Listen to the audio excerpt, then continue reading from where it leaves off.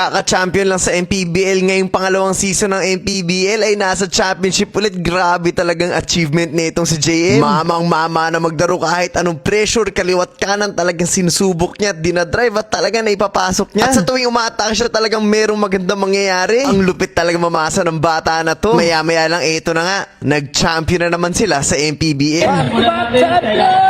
Pagbukas ko ng cellphone ko, ang aga-aga may nakailam ng cellphone ko, may nag-record. Ito nga si Scoopy. Imagine God's telling you this.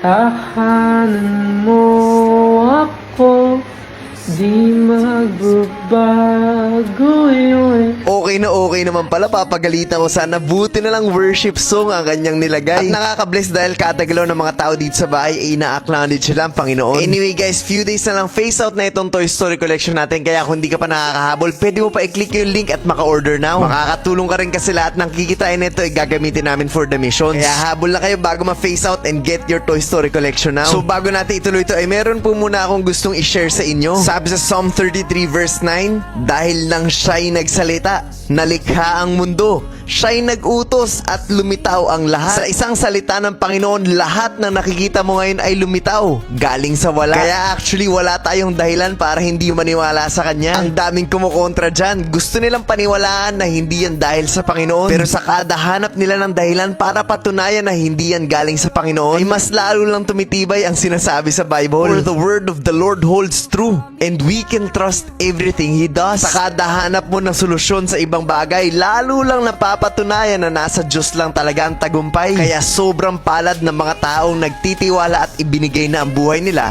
para sa Panginoon. Dahil sila yung mga tao na talagang nakahanap ng kayamanan na hindi nawawala. Ikaw, saan ka naniniwala? Saan ka sumusunod? Ay pray na ang Diyos ang hanapin mo at Siya ang magpatakbo ng buhay mo. At sana po ay malinaw at naintindihan niyo po talaga ang mensahe ng video na to. Guys, punta tayo dito sa game ni JM. Alam niyo ba nung nakaraan, nag-champion to sa MPBL. Last year lang. Yun yung unang season ng MPBL sa edad niya. Sila agad yung nag-champion. At sa pangalawang season ay nasa championship na naman ng team niya. Yes guys, championship game to sa MPBL.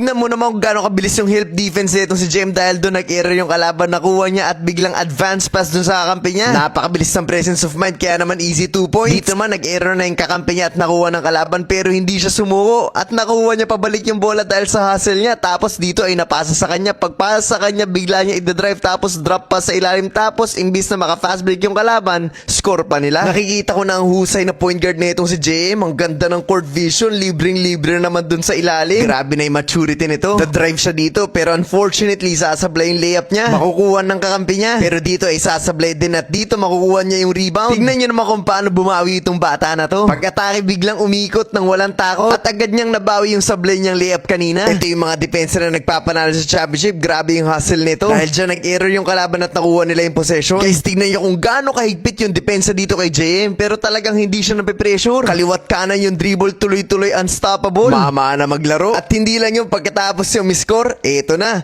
Pagpasa sa inbound, nakuha na naman niya interception. Tapos ay umatake, pag-atake biglang umikot, kaya lang sasablay siya dito pero kuha niya ulit yung rebound dyan. At dito ay makakascore na naman back to back. Talagang pag nagdala ng bola to, alam mo na kagad na may mangyayaring maganda. Ang ganda ng pasa dun sa ilalim. Ano kaya sinisinya si JM dito sa papa niya? Tignan nyo, naka 2 points siguro to. Ang bilis ng rotation sa tuwing nakahawakan niya, pasa agad dun sa gitna dahil dun easy 2 points. Talagang todo yung pressure dito sa bata natin. Binabalik niya naman yung pressure kapag sila yung depensa.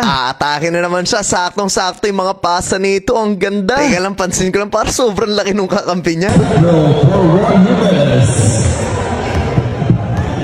Dito nga sa pangalawang pagkakataon, sa pangalawang season, sila na naman ang champion.